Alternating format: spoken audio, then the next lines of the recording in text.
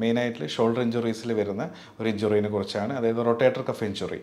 Rotator cuff injury എന്താണ്? Rotator cuff injury അപ്പം എന്താണ് അതിൻ്റെ കാരണങ്ങൾ, എങ്ങനെയാണ് പേഷ്യൻസിന് അതിൻ്റെ സിംറ്റംസ് ഉണ്ടാവുന്നത്, എങ്ങനെയാണ് അതിൻ്റെ മാനേജ്മെൻറ്റ്, കാര്യങ്ങളൊക്കെയാണ് ഞാൻ ഡിസ്കസ് ചെയ്യാൻ പോകുന്നത്. വേദന കൂടി കൂടി ആ മസിൽ, മീൻസ് അവിടെയുള്ള മസിലുകൾക്കൊക്കെ വീക്ക്നെസ് വരും, പ്രോപ്പറായിട്ട് സർക്കുലേഷൻസ് ഒക്കെ ലോസ് ആകുമ്പം മസിലുകൾക്കൊക്കെ വീക്ക്നെസ് വരും, മൊത്തത്തിൽ ആ കൈ ഒരു ഹോൾഡ് ചെയ്യാൻ, എന്തെങ്കിലും പിടിക്കാനുള്ള ബുദ്ധിമുട്ടുകളൊക്കെ ഈ ഒരു റൊട്ടേറ്റർ കഫ് ഇഞ്ചുറി കൊണ്ട് വരാം. ഹായ്, ഞാൻ Vipin Mathews, welfare pain and sports ക്ലിനിക്കിലെ സീനിയർ കൺസൾട്ടൻറ്റ് ഫിസിയോതെറാപ്പിസ്റ്റ്. ഞാനിതുവരെ ഡിസ്കസ് ചെയ്യാൻ പോകുന്നത് സ്പോർട്സ് ഇഞ്ചറീസിൽ തന്നെ ഡിഫറെൻറ്റ് ഏരിയയിൽ നമുക്ക് വരാം. അപ്പോൾ അതിൽ തന്നെ മെയിനായിട്ട് ഷോൾഡർ ഇഞ്ചുറീസിൽ വരുന്ന ഒരു ഇഞ്ചുറീനെ കുറിച്ചാണ്, അതായത് റൊട്ടേറ്റർ കഫ് ഇഞ്ചുറി.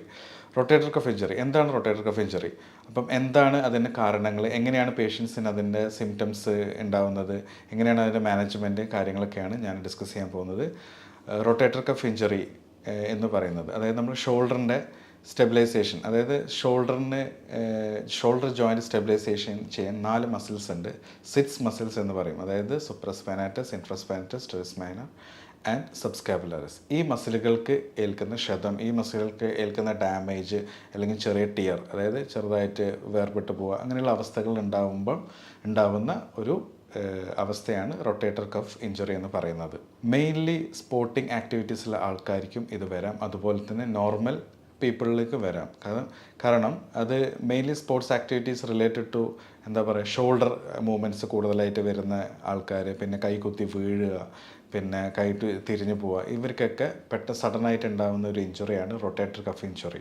അപ്പോൾ ഇത് പ്രോപ്പറായിട്ട് മാനേജ് ചെയ്തിട്ടില്ലെങ്കിൽ ഷോൾഡറിൻ്റെ മൂവ്മെൻറ്റ്സിനെ വല്ലാതെ ബാധിക്കും, ഭയങ്കര പെയിൻഫുള്ളായിരിക്കും, നീര് വന്നിട്ട് ഭയങ്കര റെസ്ട്രിക്ഷൻസ് ആയിരിക്കും ഓരോ മൂവ്മെൻറ്റ്സ് ചെയ്യുമ്പോഴും.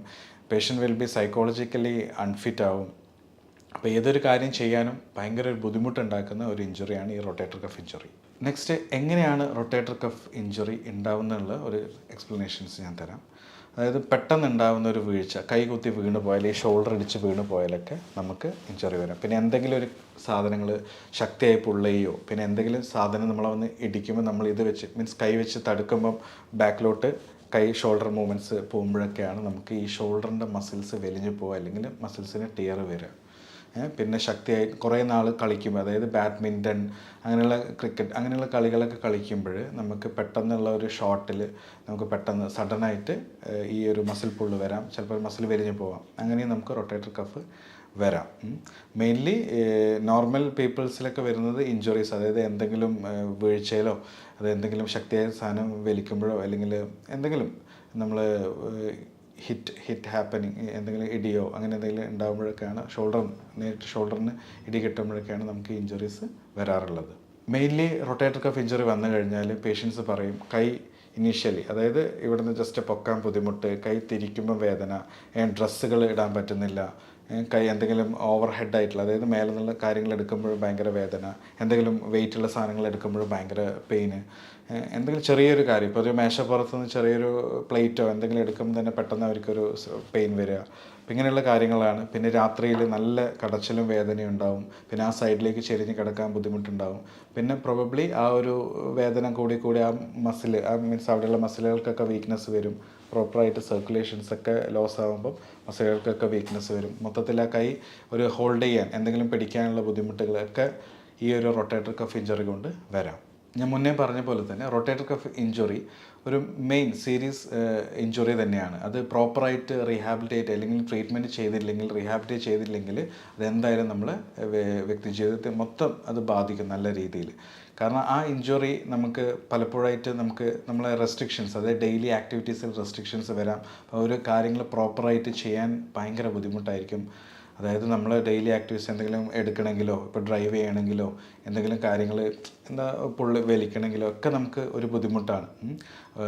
രാത്രികളിൽ കടച്ചിലും വേദനയൊക്കെ നല്ല രീതിയിൽ ഉണ്ടാകുമ്പോൾ നമ്മളെ സ്ലീപ്പ് ഡിസ്റ്റർബൻസ് ഉണ്ടാകും, നമ്മൾ മൊത്തത്തിൽ സൈക്കോളജിക്കലി ഡൗൺ ആവും ആ പെയിൻ കാരണം. അപ്പം അതിന് മെയിൻ റെമഡീസ് എന്ന് പറഞ്ഞാൽ പ്രോപ്പറായിട്ടുള്ള ട്രീറ്റ്മെൻറ്റ് നമ്മൾ എടുക്കുക. ഫസ്റ്റ് ഒരു ഇത് വന്നാൽ തന്നെ ജസ്റ്റ് ആ 2 ദിവസം കൊണ്ട് മാറിക്കോളും എന്ന രീതിയിലുള്ള ഒരു കൺസെപ്റ്റ് നമ്മൾ എടുക്കാതെ തന്നെ പ്രോപ്പർ ആയിട്ട് കൺസൾട്ട് ചെയ്യാം. അതിനുള്ള എന്തൊക്കെയാണുള്ള investigations, x-ray, MRI, blood test കാര്യങ്ങളൊക്കെ നമ്മൾ എടുത്തിട്ട് നോർമലായിട്ട് നല്ലൊരു ഡയഗ്നോസിസിലേക്ക് എത്തുക. അത് ഏത് ഗ്രേഡിലാണ് ഉള്ളതെന്ന് നമ്മൾ മനസ്സിലാക്കുക. ആ ഗ്രേഡിനനുസരിച്ചിട്ട് ഇപ്പോൾ 1-2 ഗ്രേഡൊക്കെ ആണെങ്കിൽ നമ്മൾ കൺസർവേറ്റീവ് മാനേജ്മെൻറ്റ്, അതായത് ഫിസിയോതെറാപ്പി മെയിനായിട്ട് ഫോക്കസ് ചെയ്ത് കഴിഞ്ഞാൽ തന്നെ നമുക്ക് കംപ്ലീറ്റ് ആയിട്ട് ഹീൽ കിട്ടും. ഇപ്പോൾ ഗ്രേഡ് 4 ഒക്കെ ആയി ചിലപ്പോൾ അതൊരു ടിയർ വന്ന് പോയി കഴിഞ്ഞാൽ നമുക്ക് എന്തായാലും ഒരു സർജിക്കൽ റിപ്പയർ അവിടെ വേണ്ടി വരും.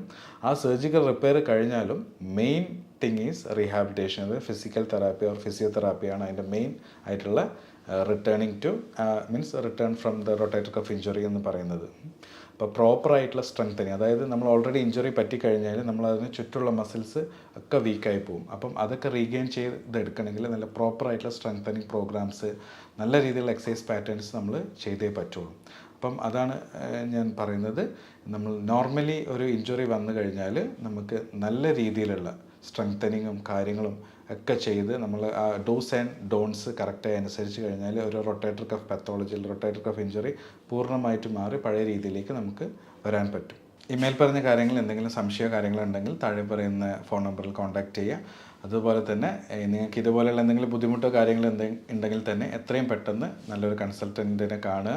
നല്ലൊരു പ്രവൃത്തി പരിചയമുള്ള സ്പോർട്സ് ഫിസിയോസിനെയോ ആരെങ്കിലും മീറ്റ് ചെയ്ത് നിങ്ങളെ ഇഞ്ചുറീസ് പ്രോപ്പറായിട്ട് ഹീൽ ചെയ്യാനുള്ള രീതിയിലുള്ള റീഹാബിലിറ്റേഷൻ ചെയ്യുക. മറ്റൊരു ടോപ്പിക്കുമായിട്ട് നമുക്കിനി വീണ്ടും കാണാം. നന്ദി.